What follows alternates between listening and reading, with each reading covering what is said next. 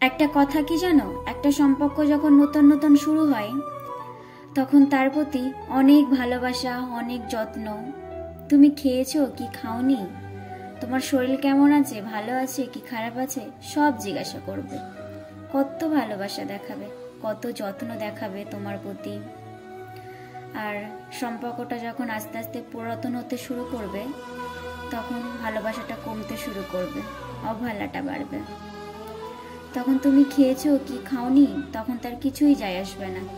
তোমার শরীর কেমন আছে, ভালো আছে কি খারাপ আছে, সেটাও জিজ্ঞাসা করবে না।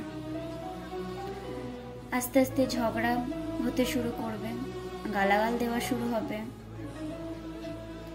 যে মানুষটা তোমাকে তুমি বলতো, আস্তে আস্তে সেই মানুষটা তুমি শব্দটা থেকে তুই শব্দটা বলবে, দূরত্বটা আরো বেশি বাড়বে।